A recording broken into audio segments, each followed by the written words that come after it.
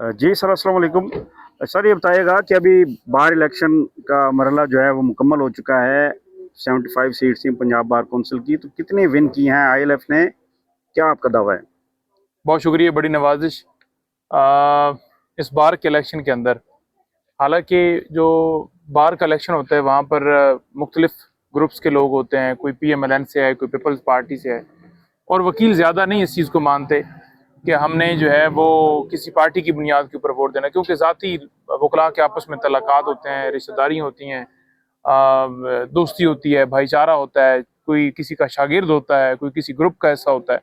लेकिन उसके बावजूद इस इलेक्शन के अंदर आपने देखा होगा खुद सोशल मीडिया के ऊपर कि किस तरह लोग चाहते हैं इमरान खान को। और इसकी एक मिसाल आप यहाँ से उठा कर लें, फैसल मलिक, जिसने प्योर एक टैग लगा के उसने कहा जी कि मैं कैदी नंबर 804 का उम्मीदवार। बाहर के अंदर मैंने गुजारिश की कि बड़ा मुश्किल होता है एक टैग लगा कर ये कहना कि मैं सिर्फ एक जमात को जो है वो वहां से उसकी सपोर्ट से लड़ रहा हूँ या वो मुझे सपोर्ट करे। यानी ये इतना मुश्किल है। उसके बावजूद आप देख लें कि उन्होंने सीट निकाली और कैदी नंबर 804 के नाम के ऊपर निकाली।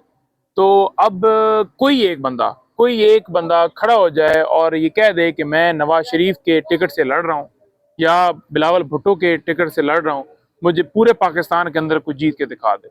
ये जितने बाकी भी बने हैं ना उस ग्रुप के, यानी भून या तारड़ ग्रुप के, तो वहां पर उन्होंने टैग लगा के नहीं कि हम जो है वो नून लीग के टिकट के ऊपर लड़ रहे हैं, बल्कि मुख्तलिफ ग्रुप्स होते हैं बार के अंदर। उन्होंने कहीं ऐसे लोग होंगे जो जिनकी रिश्तेदारी होगी उनसे, जो तरीके इंसाफ से भी तलक रखते होंगे, या किसी की चैम्बर की मजबूरी होगी कि उसका उस्ताद लड़ रहा है तो वो उसका जो ऊपर वाला ग्रुप है वो भून ग्रुप है।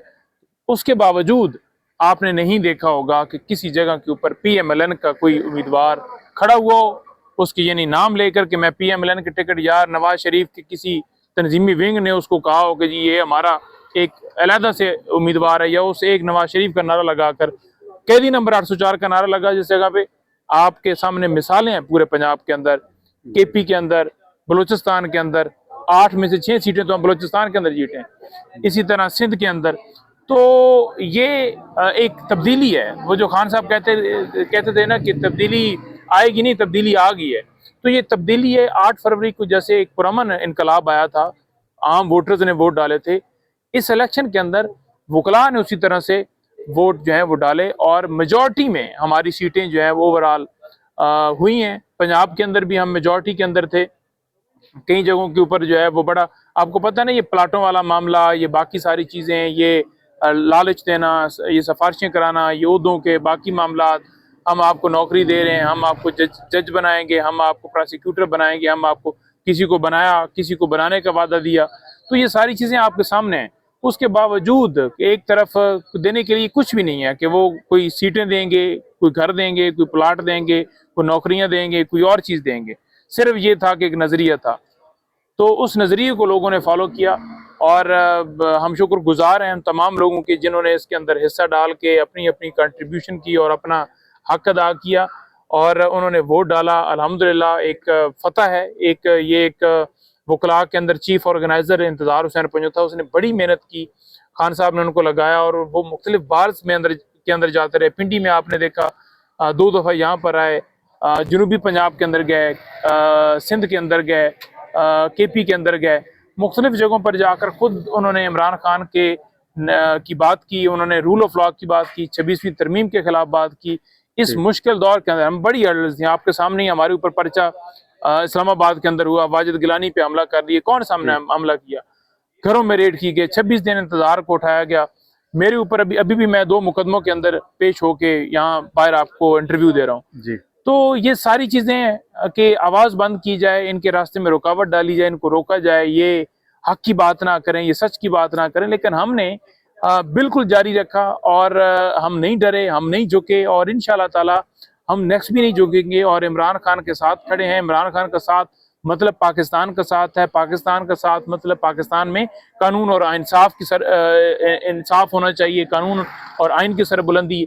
तो ये हमारे मकासद हैं जिसके लिए हम जद्दोजहद करेंगे, चाहे पर्चे हों, चाहे हमारी जान चली जाए, हम अपने मौक़िफ़ से पीछे नहीं हटने वाले। सर कितने परसेंटेज अगर हम बात करें तो कितने परसेंट जो है पीटीआई सीट्स जीती ये है, कितनी ओवरऑल परसेंट है? जो परसेंटेज है अगर देखी जाए पंजाब के अंदर, अगर देखी जाए क्योंकि पंजाब मेन है, तो ये 50 प्लस जो है वो परसेंट बनती है, जहां हमने जो है पीटीआई ने जीती है और इल्हाक से जीती है, पीटीआई के नाम से जीती है।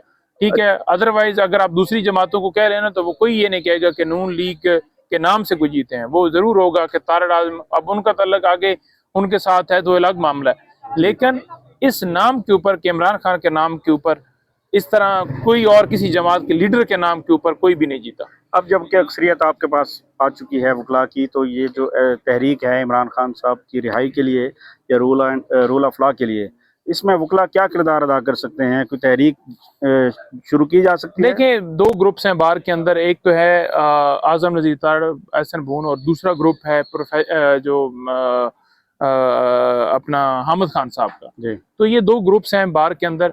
तो इन दो ग्रुप्स का जो है वो रोल, दूसरे तो खड़े हैं, जाहिर बात है, आपको पता है 26वीं तरमीम के हक में खड़े हैं और 27वीं तरमीम करवाना चाहते हैं। जी। तो अब हामिद खान साहब पे मजीद ये एक बर्डन है, बोझ है कि पीछे जो नहीं हो सका, अब उन्हें लीड आगे वो करें।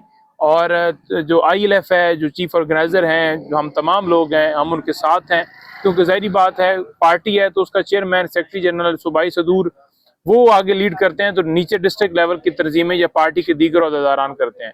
तो लीड करें, क्योंकि हामिद खान साहब सेनेटर भी हैं PTI से और एक ग्रुप के सरबराह भी हैं। बाकी इंतजार वो हर वक्त अवेलेबल हैं, वो भी हर तरह से असिस्टेंस करेंगे। हम सारे अवेलेबल हैं और हम चाहेंगे कि अब वक्त आ गया है कि वकला सड़कों पर निकलें। जो 2010 से पहले वाली एक तहरीक स्टार्ट हुई थी, वकला ने की थी, तहरीक उसी तरह की स्टार्ट होनी है। उसमें गिरफ्तारियां होंगी, उसमें छापे होंगे, उसमें आप पे तशद्दुद होगा, आप पे पर्चे होंगे, आपको उठाया भी जाएगा, हो सकता है हमारे वकला को शहीद भी उनको करना पड़े। तो हम शहादतें देने के लिए तैयार हैं। हमारे जितने भी सीनियर लोग हैं, वकला हैं बार के, जो हमारे ग्रुप के सरबराहान हैं, वो तमाम लोग आगे बढ़ें, हम उनके साथ हैं। हम तो पहले भी ग्राउंड के अंदर मौजूद हैं, हम उस जो वकला वाली तहरीक है उसके अंदर भी ग्राउंड के अंदर होंगे, मिल के हम आगे बढ़ें और इंशाअल्लाह ताला अपने मकसद में हम कामयाबी हासिल करें। उस वक्त तक ये मामला चले जब तक पाकिस्तान में कानून और आइन की सरबुलंदी कायम नहीं हो जाती। सर, आपने खदशा जाहिर किया है कि कशीदगी हो सकती है वकला के साथ, तशद्दुद या गोलियां या फायरिंग इस तरह के वाक़यात। तो हमेशा से कहा यह जाता रहा है अब तक कि 26 नवंबर के बाद कि अब जब होगा तो फिर इसका जवाब दिया जाएगा और उसी ज़ुबान में जवाब दिया जाएगा। तो फिर क्या आप भी ऐसा रिएक्शन देंगे, वकला भी यही रिएक्शन देंगे? नहीं, देखिए, मैं तो नहीं इधर खड़े होकर कहूंगा कि मैं कलाशनकोव लेकर किसी DPO को मार दूंगा। हम तो कानून और आइन और की बात करते हैं और पुरअमन तरीके से जद्दोजहद की बात करते हैं। हाँ, रास्ते में कोई रुकावटें हाल करता है, उन रुकावटों को हटाएंगे। कोई कंटेनर लगाता है, उसको हटाएंगे। जहाँ कोई गिरबान पे हाथ डालेगा तो उसका जवाब तो फिर हमें भी देना आता है। तो हम यही तवक्को करेंगे कि कोई गिरबान पे हाथ ना डाले और हमें जो है वो एहतजाज करने दिया जाए, हमें आवाज़ बुलंद करने दी जाए। और हम पुरअमन तरीके से अपनी जद्दोजहद करना चाहते हैं और वकला को इसमें कलीदी रोल अदा करना चाहिए, क्योंकि अब नहीं तो फिर कब। सर, आखिर में बताइएगा कि वकला की ये जो इमरान खान साहब से मुलाकात के लिए जो कोऑर्डिनेटर्स की फहरिस्तें हैं, गुज़िश्ता हफ्ते हमने देखा 2 फहरिस्तें मंजर आम पर आई और अडयाला जेल हुकाम को भिजवाई गई और फिर तनाज़ा इख्तियार कर गया कि बैरिस्टर अली ज़फ़र और सलमान अकरम राजा। तो क्या वजह है सर कि ऐसा क्यों हुआ? और कल फिर मुलाकात है, वकला की भी फहरिस्त जानी है, तो किसकी जो फहरिस्त है उसको हतमी समझा जाएगा? देखिए, मेरा ख्याल में ये कोऑर्डिनेशन की कमी थी और कोऑर्डिनेशन की कमी दूर होनी चाहिए, क्योंकि ये वक्त जो है यकजा होने का, इत्तेहाद का है, यकजहती का है। खान जेल में है और हम इधर आपस में किसी एक मामले के ऊपर, नुक्ते के ऊपर हमें नहीं उलझना चाहिए। और तमाम सोशल मीडिया के हमारे दोस्त, उनसे भी मेरी गुजारिश है कि फोकस, निशाना, जैसे कप्तान हमारे कहते हैं कि दुश्मन होना चाहिए, तो दुश्मन निशाना होना चाहिए। और सेकंड बात यह है कि इमरान खान साहब ने कोऑर्डिनेटर्स जो नए डाले थे, तब्दील किए थे, जिसके हवाले से आपने सवाल किया, तो उसका एक मकसद था। उसका मकसद ये था कि इमरान खान साहब ने उस वक्त जो गुफ्तगू जो मेरे तक पहुंची वो ये थी कि वहाँ जब बात हुई कि आगे आइसोलेशन के अंदर आपको लेकर जाने वाले हैं, तो खान साहब ने उसके अंदर, आपने उस को देखा होगा, जो कोऑर्डिनेटर्स की एडिशन के लिए उन्होंने दरख्वास्त दी थी, उसके अंदर लिखा है,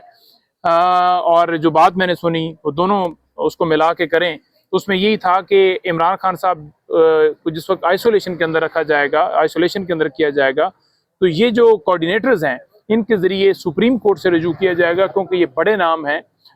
इनके जो नाम सुप्रीम कोर्ट के वकील हैं, हामिद खान साहब अब ग्रुप के सरबराह हैं, सलमान अकरम राजा बड़े वकील हैं, अली जफर साहब बड़े वकील हैं, इसी तरह गौर साहब चेयरमैन भी हैं, सुप्रीम कोर्ट के वकील हैं।